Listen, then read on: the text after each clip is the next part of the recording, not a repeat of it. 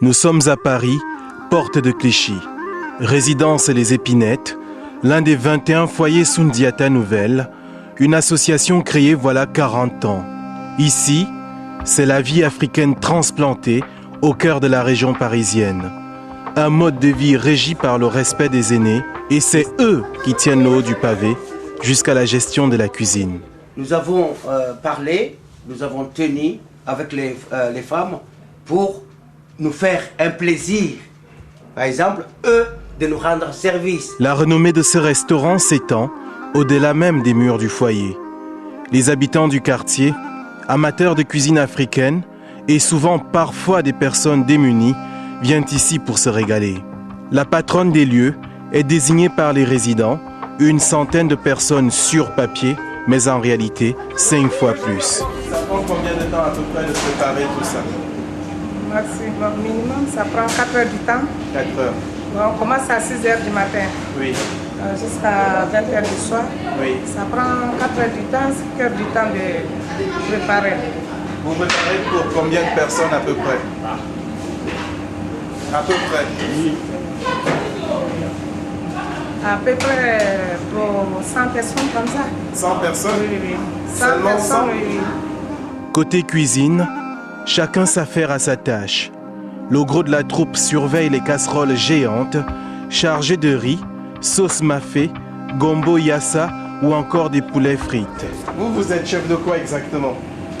Moi, je suis le responsable, simplement le responsable. Lui, oui. C'est le chef. Oui. C'est lui les patrons. Mais ça veut dire qu'il y a 2 présidents alors? Oui, lui c'est un patron, moi je suis... Comment ça se passe au travail alors? Comment se passent les décisions? La décision, bon, c'est moi qui ai pris les décisions, mais c'est lui le patron. C'est lui qui a dirigé les gens. En fait, vous prenez la décision et voilà. Elle va pour communiquer la décision. Voilà. Des simples exécutantes en somme. Leur statut oscille entre bénévolat et travail au noir. Ce travail-là, qui est une activité marchande au sens du droit français, c'est une activité marchande parce que le produit qui est fabriqué, il est vendu. Même s'il est vendu pas cher, 1,52 €, c'est vendu. Donc il y a activité marchande parce qu'il y a transaction d'argent. Eh bien tout ça, ça se fait dans ce qu'on appelle le travail au noir, puisque rien n'est déclaré, ni en termes de salaire, ni en termes de couverture sociale, rien n'est déclaré. Donc c'est du travail au noir. Et c'est ça qui pose problème aujourd'hui. Et ça voudrait dire que vous mettez en porte-à-faux avec la loi en autorisant cette forme de travail au noir? Je rectifierai l'observation, ça peut être formulé comme ça, mais je le rectifierai. Nous ne nous mettons pas en porte-à-faux. Par contre, nous faisons aussi partie de ceux qui disent que c'est extrêmement important pour les Africains des foyers que ces choses-là existent, pour des raisons de solidarité.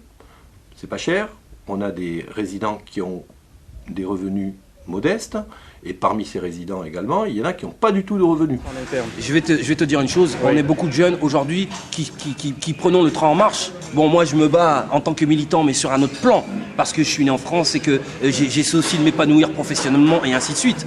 Donc j'ai rencontré beaucoup de problèmes par rapport à cela, pas par rapport au fait que j'ai besoin d'un endroit pour me loger.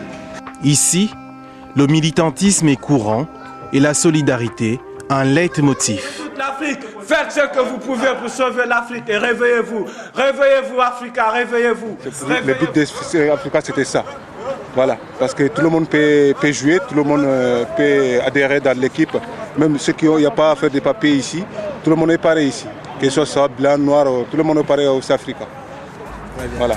Sans grand pouvoir d'achat, ils ont créé dans le foyer une économie parallèle où la précarité reste une pilule certes amère, mais plus agréable à avaler.